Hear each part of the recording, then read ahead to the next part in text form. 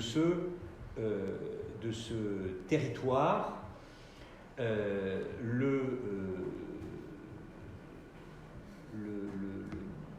Ce que je souhaitais vraiment indiquer, c'est que donc les 6 cas ont été parfaitement recensés. Enfin, les 5 cas ont été recensés, un est négatif, et une équipe de l'ARS est à pied d'œuvre depuis 15 heures.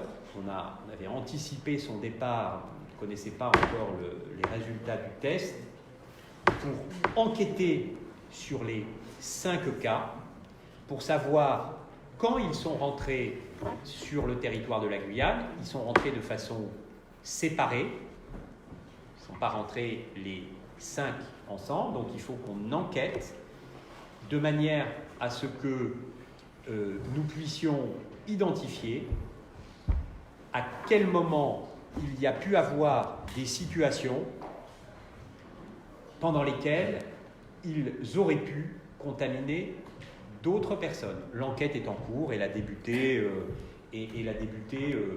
ce début d'après-midi. Donc je ne peux pas répondre à la question de savoir quand est rentré qui.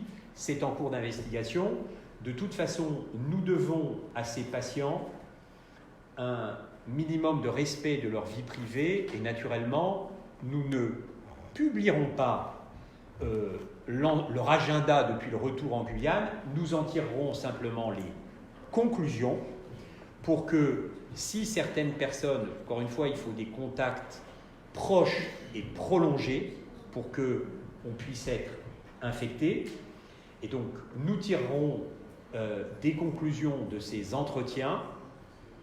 Je crois qu'on peut dire, Madame la Directrice Générale de l'ARS, que dès hier soir, il y a un questionnaire qui a été donné à ces 5 patients pour que pendant la nuit, ils aient le temps de réfléchir au moment où ils ont pu être en contact proche et prolongé avec d'autres personnes pour qu'on puisse investiguer et interroger ces autres personnes qui, naturellement, seront placées, on leur donnera des consignes et seront placées sous surveillance médicale. Je voudrais à cette occasion passer un message qui est très très important. N'allez pas aux urgences, je veux le dire à nos compatriotes guyanaises et guyanais.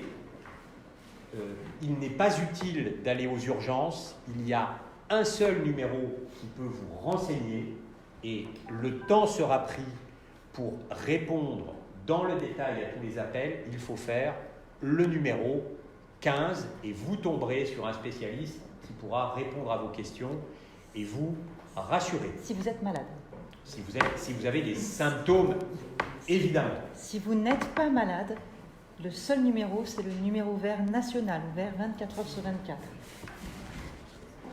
Voilà. J'insiste pour ne pas alourdir nos amis du 15. C'est vrai, on appelle le 15 si on a des symptômes, on ne va pas aux urgences, on appelle le 15. Et on appelle le 15 seulement si on a des symptômes.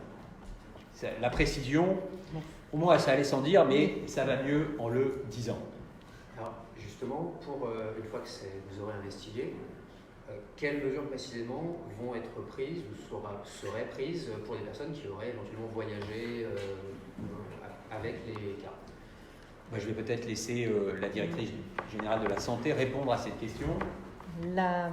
L'enquête qui est menée auprès de ce qu'on appelle les sujets contacts, c'est-à-dire des personnes qui ont été en contact avec des personnes dont le coronavirus a été confirmé, cette enquête donne lieu à des mesures au fur et à mesure.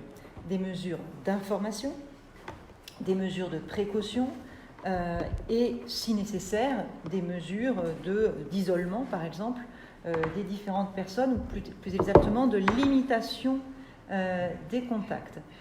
Je tiens à insister sur le fait que nous allons travailler sur les contacts qui sont susceptibles d'avoir été contaminés.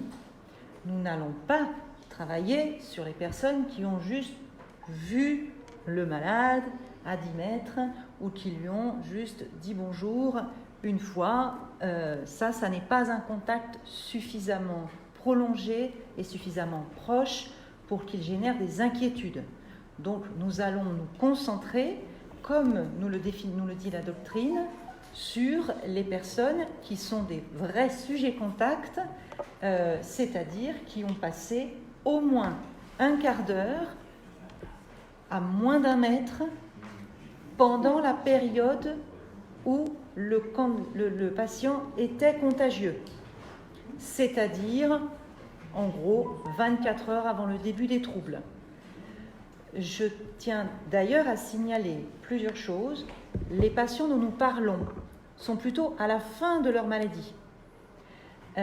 Et nous l'espérons, leur état de santé n'est pour le moment pas inquiétant, donc ils sont plutôt en train de sortir de leur maladie. Nous avons aussi à indiquer que lorsque l'on a croisé une personne qui a le coronavirus, on n'est soi-même pas tout de suite contagieux. Il faut attendre plusieurs jours pour que le virus rentre dans mon corps et qu'à mon tour, je puisse le faire sortir.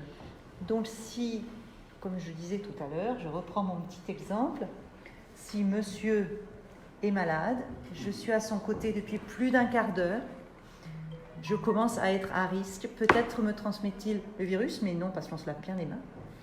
Mais je ne peux pas le passer à madame. D'accord ? On ne passe pas le virus immédiatement. Ce sont toutes ces règles qui sont bien connues des médecins et des épidémiologistes et qui déterminent la conduite de l'enquête. Et les résultats de l'enquête, au fur et à mesure, sont transmis naturellement à monsieur le préfet pour qu'éventuellement il puisse prendre les décisions idoines avec l'ensemble des autorités. Est-ce que j'ai répondu à votre question ? Et est-ce qu'il y aurait des contrôles plus systématiques à l'aéroport ?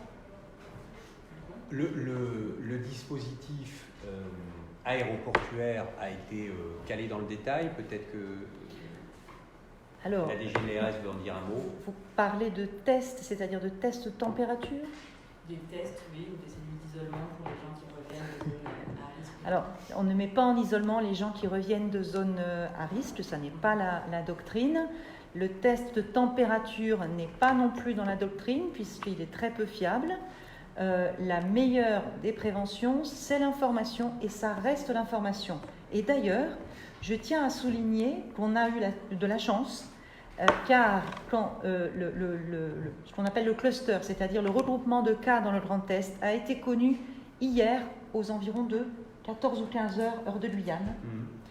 L'information a extrêmement bien fonctionné dans la communauté concernée, grâce à une mobilisation des pasteurs notamment du Grand Est et de leurs relais en Guyane, si bien que c'est ainsi que les personnes ont pu se douter que leur fatigue et leur toux, qui n'était pas très flagrante, pouvaient peut-être signaler un coronavirus. C'est parce que nous sommes allés extrêmement vite, grâce à la grande responsabilité, à la grande qualité de transmission de l'information des citoyens, que nous sommes là aujourd'hui à pouvoir prendre les décisions, et je tiens vraiment à nous en féliciter.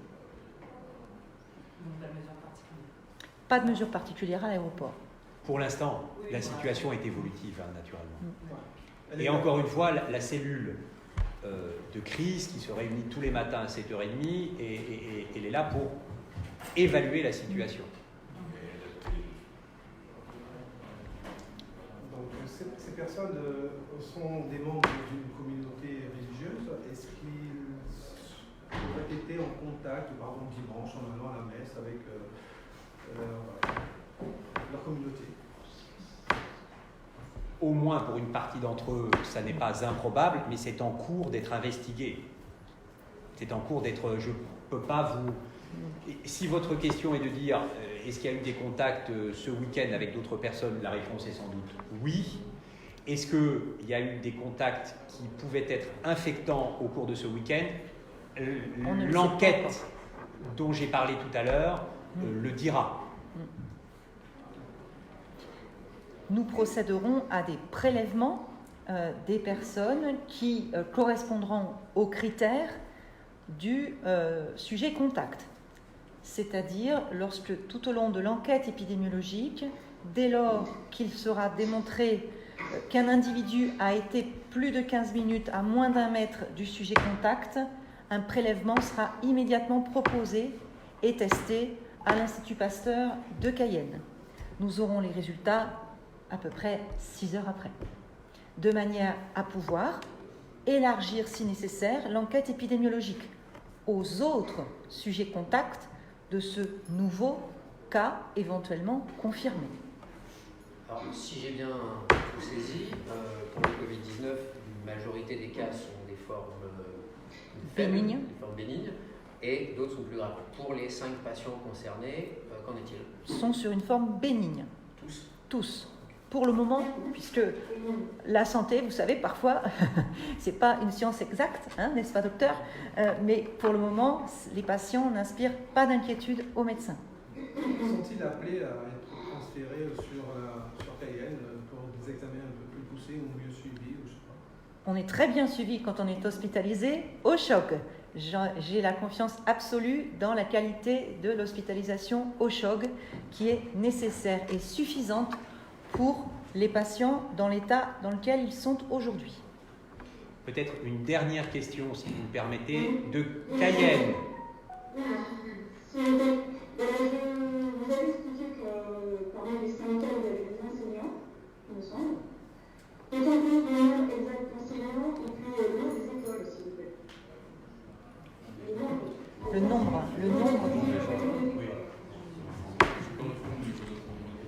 Je vais laisser le recteur répondre, mais encore une fois, nous serons, vous le comprendrez bien, assez préservateurs de la vie privée des patients. Mais, monsieur le recteur, cher Alain. Oui, très rapidement. Donc dans les 5 cas actuels, il y a 3 enseignants de Saint-Laurent, un enseignant de second degré, un enseignant de lycée, et 2 enseignants de primaire, d'école élémentaire. Et évidemment que je ne vais pas vous donner ni le nom des enseignants, ni le nom des établissements, parce que ça n'a pas beaucoup d'importance et ça risque de faire en sorte qu'on stigmatise et les établissements et les personnes en question. Mais ce que je veux dire aussi, c'est que, et je veux absolument rassurer mes personnels sur ces questions-là, c'est que non seulement nous allons dans chaque cas, comme a dit monsieur le préfet, comme a dit la directrice de l'ARS, apporter des réponses qui sont graduées, qui sont proportionnées, et dans le même temps, je rassure les parents, dans le sens où on aura de toutes les façons une continuité pédagogique dans chaque cas, c'est-à-dire quand nous allons fermer une classe où intervient un enseignant, les inspecteurs sont ici. Évidemment, je demanderai à mes inspecteurs, à mes chefs d'établissement, d'absolument assurer la continuité pédagogique, c'est-à-dire que ces enfants-là, quand ils sont, si ça arrive, quand on a fermé leur classe, évidemment qu'ils ne ratent pas ce que font leurs camarades. Voilà. Merci. Merci beaucoup de votre attention. J'ai une autre question. Oui, alors la toute dernière, chère madame. Oui, merci beaucoup. Parmi les 2 autres cas, donc vous avez dit qu'il y en avait 5, donc 3 enseignants, il y en a 2 autres, on ne sait pas qui sont exactement. Alors, est-ce que selon cette information, il y aura un docteur du choc? Est-ce que vous confirmez cette information? Clara. Je ne sais pas s'il faut le micro. Oui. Le grand micro. Merci madame. Oui, je confirme qu'un personnel du centre hospitalier de l'Ouest guyanais fait partie des 5 patients. Merci beaucoup en tout cas de vous être déplacé à cette conférence de presse. Merci beaucoup. Merci.